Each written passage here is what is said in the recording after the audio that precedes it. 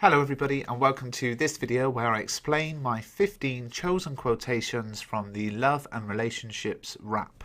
So hopefully you've checked that out. You can follow the link in the description to go and watch that video. You can also download the rap for free on iTunes. But the idea was that I didn't want to help you memorize quotations if I didn't explain why they're so important. So that's what this video is about.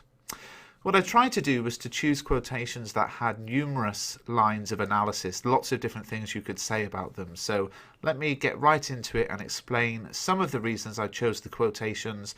Of course, they'll help with your own interpretations as well. In Love's Philosophy, I chose the quotation, "The sunlight clasps the earth and the moonbeams kiss the sea." This is from stanza 2. It's an example of personification, essentially saying that in nature things are united and together. Now, if you remember, this is the line of argument that is presented throughout the poem, where stanza 1 established how the fountains unite with the rivers, which in turn unite with the seas, and stanza 2 is much of the same. The waves clasp together, the sunlight clasps the earth, and ultimately it builds up to the final line of the stanza, which is the whole line of argument, "Why won't you kiss me?" This is a great poem because it's an example of personification where things that aren't human are doing things that are only human, like kissing. And it's also a great example of the imagery of nature. And structurally, it's a good piece of analysis because it's the continued line of argument presented again here in stanza 2. So lots of things you can say about it. In the sing-song, I chose the quotation, "After we have made love like we rowing through Putney." Now this at first seems like quite a bizarre simile. It doesn't seem to make sense. How is making love to your wife similar to rowing through the London district of Putney? The rhyme seems forced in this stanza. The meaning is bizarre. The effect is comic.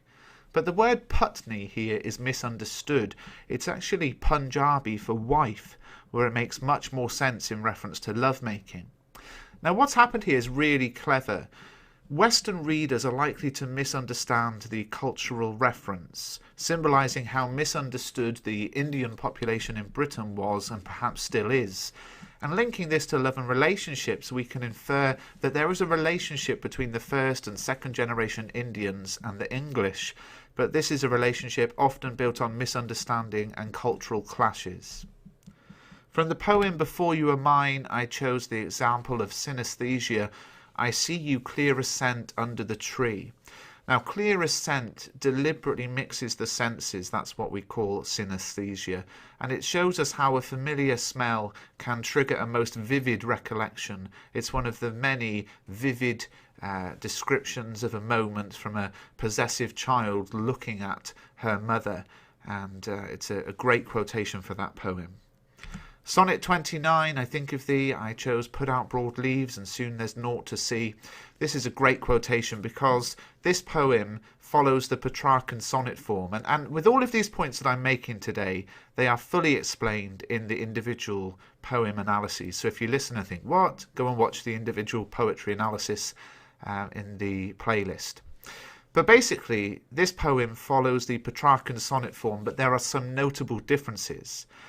The poem is set in iambic pentameter, but occasionally breaks this convention. For example, in this line, "Put out broad leaves and soon there's naught to see." In this line, the words out, broad and leaves are all stressed. And what is happening here is Barrett Browning is suggesting how powerful and intense her thoughts are at this moment. The poet is deliberately playing with the form of the Petrarchan sonnet to express her feelings about the intensity of love, which is what the whole poem is about. Her love is so overwhelming, it's causing her to lose control not just of herself, but of her use of poetic form. In Porphyria's Lover, "The sullen wind tore the elm tops down for spite." And you'll see the ... the ellipsis. This is actually one of a bit of a line, and then I've missed a bit of the line and carried on the sentence here. This again is personification of the weather to point out the speaker was already in a terrible mood. The description of the wind as sullen. tearing down the trees with spite, and later we see trying to vex the lake. Well, it paints the speaker as an irrational person. It's another example of pathetic fallacy, which we see so much of in these love and relationships poem, where the setting reflects the mood of the speaker. And structurally, it's really interesting because if you remember from my analysis, this is how the speaker felt before Porphyria enters. And when Porphyria arrives, we have the angelic language of "when glided in Porphyria," which shows a shift when she comes in. Mother any distance, unreeling years between us, anchor, kite. So there's some structural contrast here. There's a lot of enjambment between, even here, unreeling years between us. But then that's juxtaposed, that's contrasted with the blunt anchor, full stop, kite, full stop. Now these words, metaphorically as metaphors, they symbolize being held back, but the sentence structure also reflects the conflict between the mother and the son, anchor and kite. Both of those bring stability but also hold you in one place. So it's a structural point and a language point together, which makes this a great quotation to memorize. Neutral tones. We stood by a pond that winter day and the sun was white. Well, there's more pathetic fallacy. The sun, which we would usually expect to be yellow, is described as being white. And this is one of the many examples in the poem of a colourless scene. The description is almost entirely visual, but the colours themselves are bland, such as white and grey. And the lack of colour in the landscape reflects the lack of life in the relationship that's being described.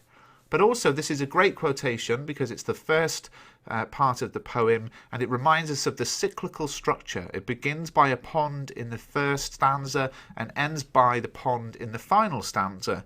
And by ending up where he began, there's no sense of closure. He's fated to never leave the sort of moment being described. It's a cyclical, inescapable structure. For Eden Rock, I chose the quotation, "Her hair, the colour of wheat, takes on light." Two things I think interesting here. The angelic description, the light shining through her hair is almost like a halo. It's one of many examples of sort of religious and sort of angelic language. And of course, the great thing about this poem is we don't need to memorize the quotation Eden Rock, which is not just the title, but it also appears in the poem, and it's another example of religious symbolism. So there's a lot of this religious language to reflect the sort of perfection, idyllic nature of the relationship between parent and child. But there's also colour imagery with the use of the word white, which we also see a little bit later on, which ties in with light here. And the references to light and colour suggest this sort of heavenly setting, this perfection. Also, though, the use of wheat is one of many examples of nature imagery in the poem. We have rock, straw, grass, wheat, light, sky, sun, stream, stone, bank, as in riverbank. And all of these images are examples of nature and beauty. They reflect the natural and beautiful love between the parents and the speaker.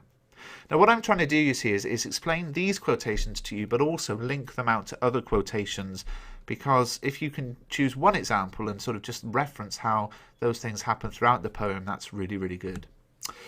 In When We Two Parted, pale grew thy cheek and cold. So When We Two Parted is an example of accentual verse, which means that each line must contain the same amount of stressed syllables, no matter how many syllables there are in each line. So when we two parted in silence and tears, half broken-hearted to sever for years, colder thy kiss, sorrow to this. There are two stressed syllables per line, even though the lines themselves have anywhere between 4 and 6 syllables. But the stressed syllable count remains at 2 in those lines.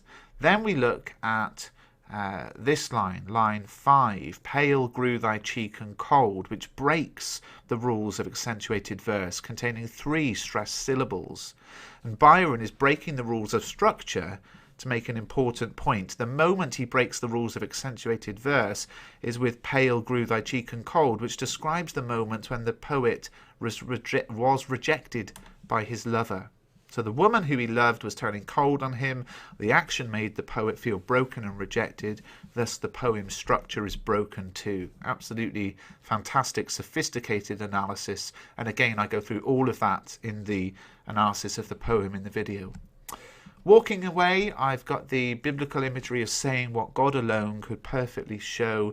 We see this in the final stanza, a reference to God sacrificing his son Jesus, and the whole kind of Bible imagery. John 3:16, God so loved the world, he gave his one and only son. And the idea here is that it is hard to give up, to let go in a relationship, to, as the title says, to walk away. But it is the right, it is the godly, holy, sanctified thing to do. In Follower, my father worked with a horse plough, his shoulders globed. This is an extended metaphor which we find throughout the poem related to the imagery of sailing. His shoulders globed like a full sail strung is the rest of the line, and it's an introduction to the metaphor. But there are lots of examples. The sod rolled over without breaking is similar to the rolling of a wave. Lots of examples of this sort of sailing imagery, and this is just one of them. Now, on a simple literal level, we could say, well, the skilled ploughing is visibly similar to the smooth motion of sailing, cutting through soil like a ship cuts through the water. But the metaphors also point to the highly skilled role of the father. Managing a plough with such skill is like mastering a ship. It's a highly skilled job. The imagery also represents how important the father is. He is the ship with the sails clinging to him, and the captain sailing through the soil. The father is everything to the boy, and these majestic images stand in stark contrast to those describing the boy himself, who's always tripping, falling and stumbling. Letters from Yorkshire, one of my favourite quotations in the entire collection, pouring air and light into an envelope, a lovely metaphor.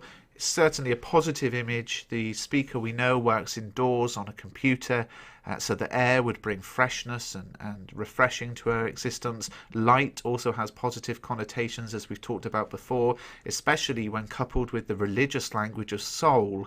And when I was in touch with the poet, she explained how this image is about being connected in a spiritual way. So it's a beautiful, vivid and creative image.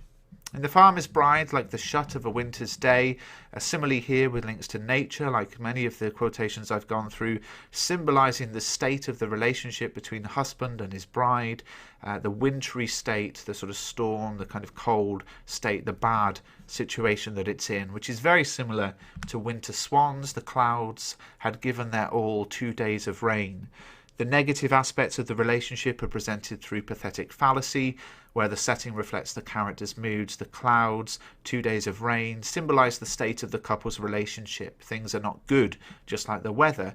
Not only is there pathetic fallacy, but also personification, where human attributes are given to something not human. In this case, the clouds had given their all, suggests the clouds had been deliberately attacking the couple, and reflects a downtrodden victim mentality of the speaker, who's in an incredibly negative mood, feeling like everything is against him.